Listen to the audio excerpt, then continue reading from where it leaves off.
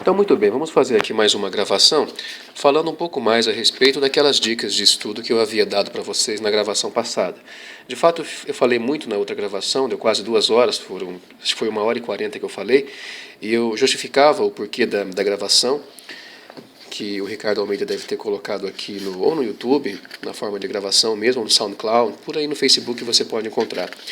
E eu justificava o porquê mesmo daquelas dicas, dizendo que eram dicas simples, eram apenas algumas técnicas básicas que, talvez para a maioria das pessoas que estejam ouvindo agora, que tenham já uma formação no curso de História, já sejam graduados, já estejam aqui com mestrado, doutorado feitos, ou então sejam de outras áreas, talvez não sirva muito.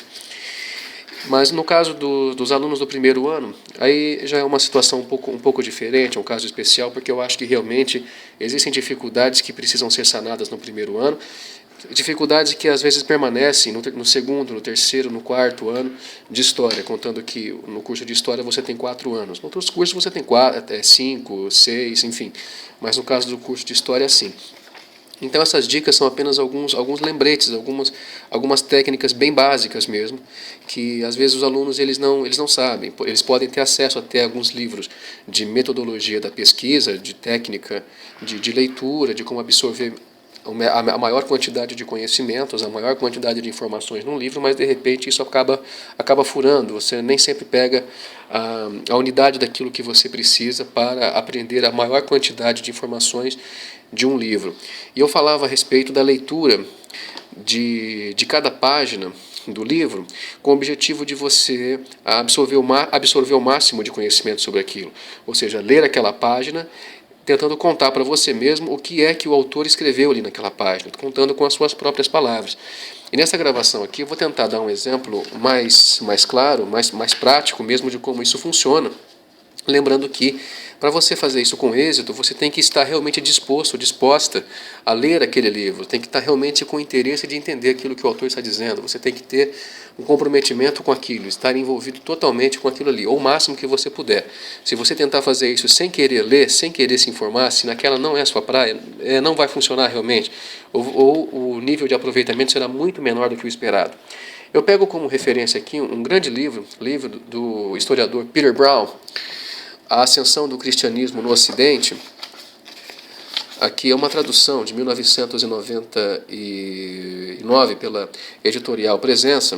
Peter Brown é um grande historiador, escreveu vários livros a respeito da história do cristianismo no Ocidente.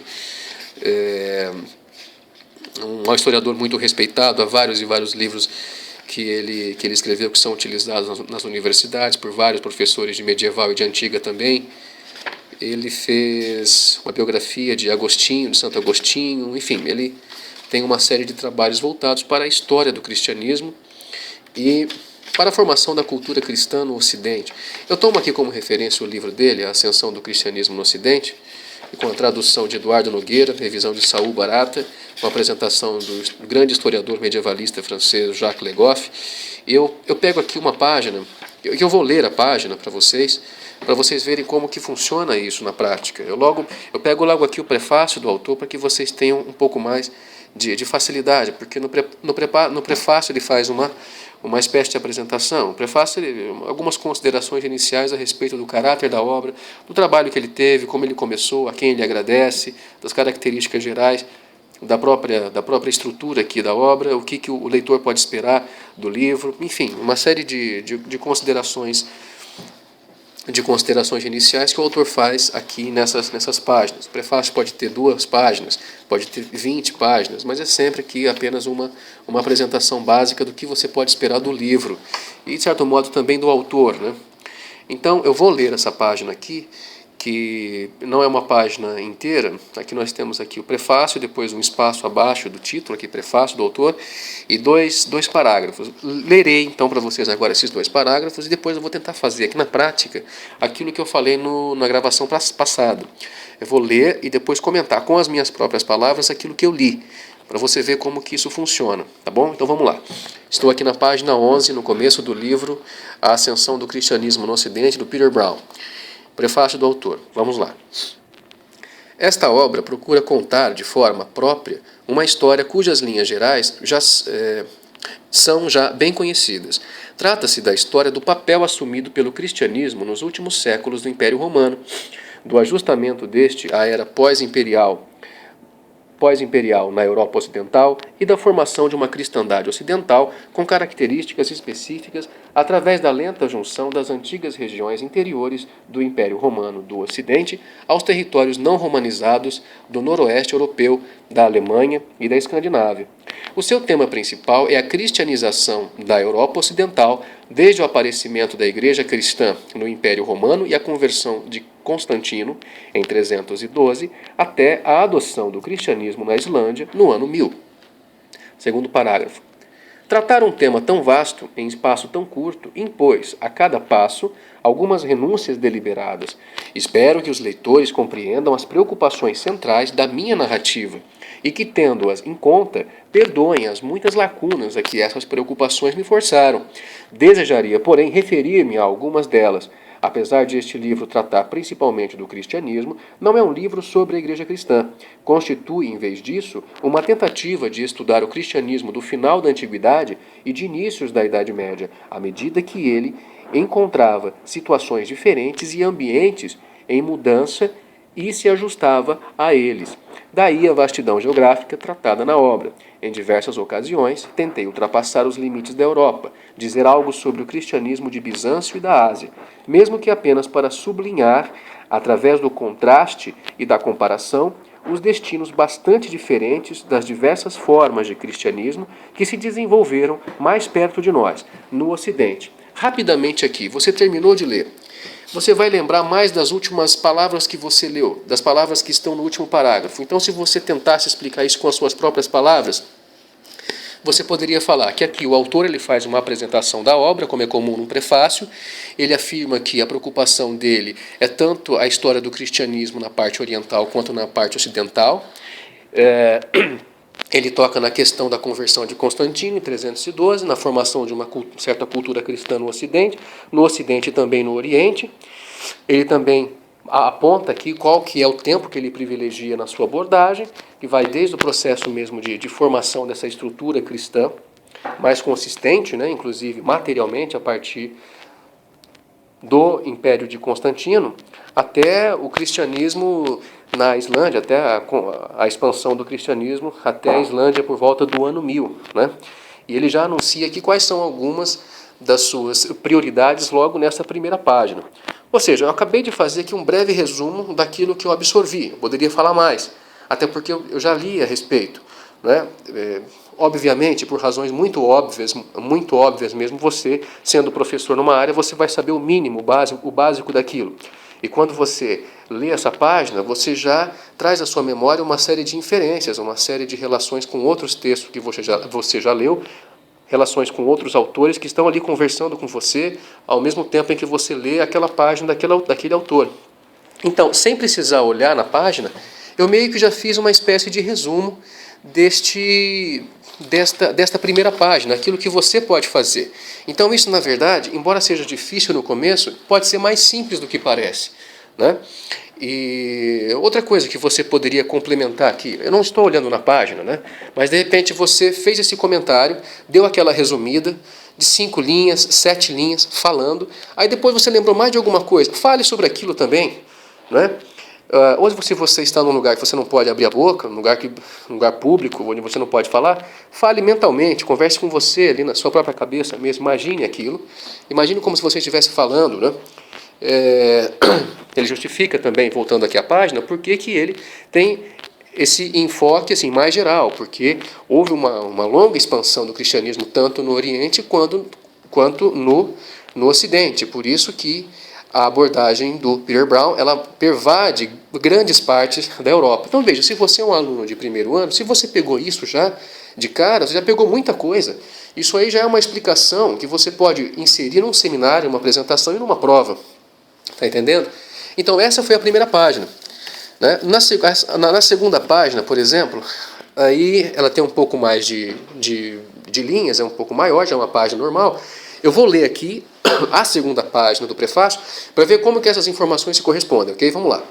No que se refere à Europa propriamente dita, a narrativa concentra-se bastante mais na formação do cristianismo da Europa atlântica. Penso que a escolha poderá ser considerada defensável se tiver em conta o meu tema. Considera-se que o deslocamento do poder e da cultura do Mediterrâneo antigo para o noroeste da Europa, que culminou no novo império de Carlos Magno, tem uma importância crucial no fim do mundo antigo e no aparecimento de uma forma medieval de cristianismo. Demorei-me, portanto, na Irlanda, na Britânia, no norte da Gália, na Alemanha e até na Escandinávia, porque eram estas as fronteiras dessa nova Europa. O processo através do qual o cristianismo, que se desenvolvera em torno ao Mediterrâneo, se ajustou às condições locais, ocorreu nessas regiões a grande distância das certezas herdadas do passado romano e em termos que, em grande parte, foram definidos pelas populações locais. É precisamente por esta razão que essas regiões nos podem dizer mais sobre as incertezas, as ambiguidades e os compromissos que se encontram por detrás desse desenvolvimento aparentemente inexorável que levou a Europa Ocidental a designar-se a si própria por cristandade. Aqui no segundo parágrafo, os primeiros tempos da história medieval do Ocidente atraíram recentemente eruditos da maior qualidade. Muitos arqueólogos e historiadores de toda a Europa impediram que o período entre o final do Império Romano e a formação da Europa medieval pudesse continuar a ser descrito pela expressão Idade das Trevas, como um interregno obscuro e fragmentado entre dois períodos de grande brilho. Se este livro conseguir, pelo menos, chamar a atenção do leitor comum para as linhas gerais dessa nova visão da história da Europa, contida nesta revolução do conhecimento, terá alcançado uma boa parte dos seus objetivos. As obras que cito nas bibliografias apensas a cada capítulo, foram escolhidas de modo a ilustrar as impressionantes alterações do nosso conhecimento sobre este período, constituindo guias atualizados para quem quiser aprofundar um bom número de tópicos.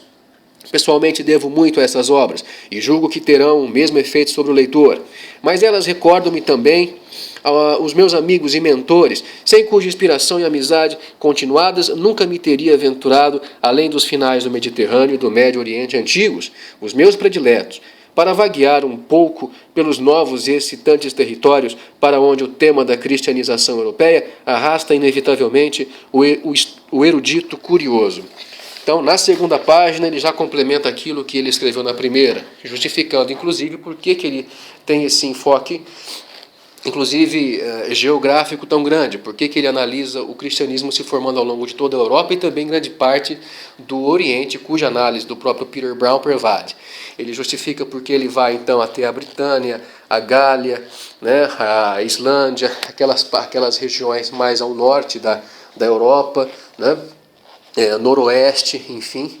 E também toca aqui na questão daquele conceito de Idade das Trevas, que durante um certo tempo alguns intelectuais lançaram sobre esse longo período que nós chamamos de Idade Média, né, de período medieval, e inclusive afirma que parte desse preconceito ele foi desbastado, ele foi combatido, jogado praticamente por terra em função das últimas pesquisas, das grandes pesquisas, importantes trabalhos de historiadores que foram feitos nos últimos anos. E, enfim, aqui você tem já algumas informações que complementam aquilo que está na primeira página. Então, se você já está fazendo isso na segunda página, então você está percebendo do que é que se trata, quais são os principais objetivos do livro, como o autor ele foi caminhando aqui para escrever o livro, quais foram as suas principais preocupações, né? Destaca, aí você vai falando sobre isso, você já vai comentando, veja, eu aqui já estou comentando a respeito do conteúdo, da informação mesmo que eu li. Eu não estou falando muito a respeito das páginas, eu não estou aqui reproduzindo a página, não é esse o objetivo, mas eu estou aqui contando com as minhas próprias palavras. Imagine que você esteja lendo e depois de ler a página, você conte aqui para um amigo seu o que você entendeu, como você entendeu. Ele destaca aqui a importância de Carlos Magno na difusão do cristianismo no Ocidente, na parte ocidental, Ele mesmo afirma que ele é um erudito curioso, que ele tem muito interesse, inclusive, pelo cristianismo, tal como se desenvolveu na porção oriental do Império Romano e em outras partes orientais também. Veja, essas informações elas vão aparecendo. E vão aparecendo por quê? Vão aparecendo porque você tentou contar com as suas próprias palavras aquilo que você leu. E você naturalmente vai acabar entendendo aquilo que é mais importante, aquilo que é mais relevante. É uma consequência natural desse esforço que você faz de leitura e comentário da leitura. Então você comenta a leitura, você comenta a informação que você leu e depois os elementos que vão aparecendo alguns segundos ou minutos depois são os elementos que sustentam a sua própria argumentação. São elementos que pervadem a sua conversa com você mesmo. São os elementos que podem ser considerados até secundários, porque, veja, é aí que aparece a lembrança, é aí que a memória vai se enriquecendo, porque através de um fio de Ariadne, né, do fio que vai ligando as várias peças desse colar, é através dessa sequência que você vai encontrando a própria estrutura do texto. Ou seja, do que é que se trata mesmo esse texto, do que trata, de que trata, qual é o objetivo deste texto, deste autor, desse livro aqui, entendeu? Então é isso que eu quero dizer, assim, contar as informações da página, descrever a página com as suas próprias palavras, é nesse sentido, né? Numa próxima gravação eu explico com um pouco mais devagar como que isso serve em outras partes do livro, porque aqui eu li o prefácio do autor, o prefácio do Peter Brown, e o prefácio é sempre a apresentação, tem um caráter introdutório, é a apresentação do livro, então fica mais fácil. Então, como ficaria depois, na leitura dos capítulos mesmo do livro, no processo de conhecimento do livro e da sua estrutura? Como você leria uma página de um capítulo desse livro do Peter Brown, de um capítulo de um livro de história, e contaria com as suas próprias palavras? É isso que eu vou deixar aqui para uma próxima gravação. Eu espero que essa dica aqui tenha ficado claro, para você, porque realmente eu acredito que essa é uma dificuldade que alguns alunos tiveram e têm, né?